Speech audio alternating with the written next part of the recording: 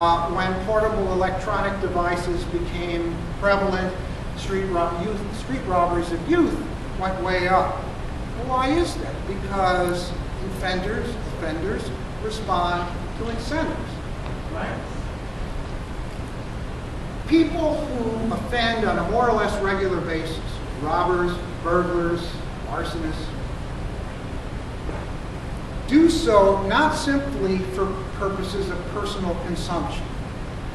If they're going to make any money at it over time, they have to find a way to unload the goods, the non-cash spoils of their work, and exchange it for cash or something else they might value. That happens in underground markets. Underground markets they're omnipresent. There are underground markets in San Marcos. There are underground markets everywhere. Many of you know that there's a thriving underground market on the internet in a variety of areas.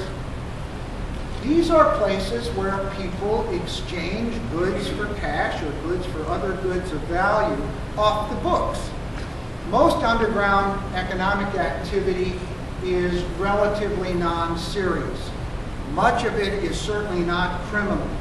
Backyard, garage sales, flea markets, that sort of thing. But the underground markets are also the social locations where stolen goods are traded for goods of value, are exchanged for cash. And when the economy turns down, there's good evidence that the underground markets and the demand for stolen goods tends to increase. And that demand encompasses a much greater segment of the population than that relatively small segment that might be inclined to engage in burglary or street robbery, that sort of thing. And there's good research from a variety of places suggesting that the demand for stolen goods, cheap stolen goods, is relatively widespread, especially in and around low-income areas in major cities.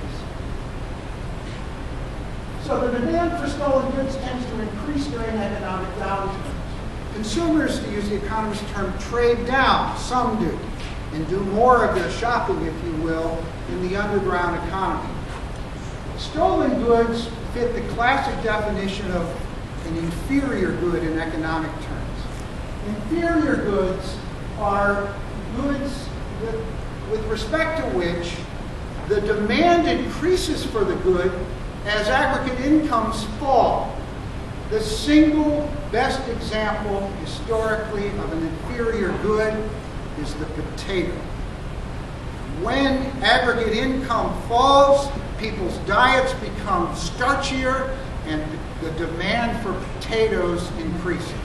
But potatoes are only one example of a whole variety of goods that have the quality of an inferior good. Stolen goods are inferior goods insofar as demand for such goods increases as aggregate incomes fall and people begin to search for lower priced goods, stolen goods being one of them. So increased demand strengthens the incentive for so-called acquisitive crime, crimes that are committed for monetary gain. Demand increases for these goods, and that demand is generated by a sizable, now not terribly small segment of the population. That increases the incentives for already active, perhaps street criminals, to supply those markets, and property crime rates, or what I'm calling here acquisitive crime rates, increase.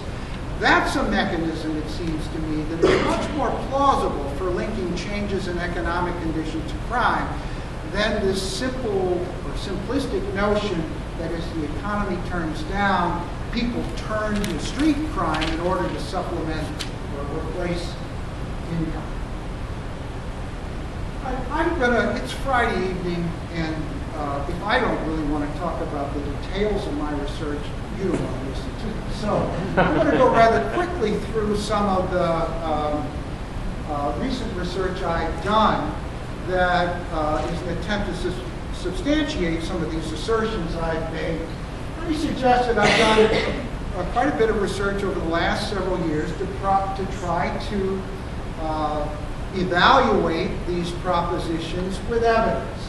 And in one study I published with a former student, we looked at the relationship between 4 types of crime: property crime, robbery, burglary, larceny, and motor vehicle theft, over a reasonably long period. We actually did some forecasting beyond 2003 to 04 and 05, and we had lots of controls in these statistical models for other things that plausibly influence crime, such as expansions in the prison system, police per capita, changes in age composition, changes in the race composition of the population.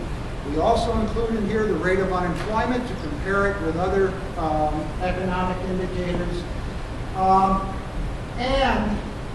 But the variable of interest here is that consumer sentiment index I mentioned earlier. There, in a nutshell, is that what this slide represents is the ability of our model to explain year-to-year changes in, I've used in this case robbery rates again as the example. The robbery rates, the blue curve are the observed changes in robbery rates, log robbery rates over this period. And the red curve represent the expected changes in robbery rates generated from our model. And we do a reasonably good job, certainly not a perfect job, of fitting the data for the period. All I'm going to say about this slide, I encourage you to read the article if you're interested, is that the index of consumer sentiment has significant and robust effects on changes in both in robbery, in burglary, in motor vehicle theft, and in larceny. When the index of consumer sentiment improves, that is, values increase, crime rates tend to come down. When the index of consumer sentiment declines, crime rates tend to go up. It's the case that, recall I mentioned this is a leading economic indicator. So what we put in the model is the index of consumer sentiment value.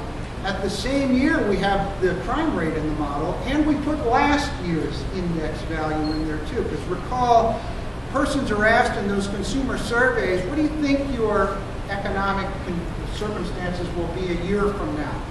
And both the lagged as well as the contemporaneous measure of consumer sentiment are related to changes in crime.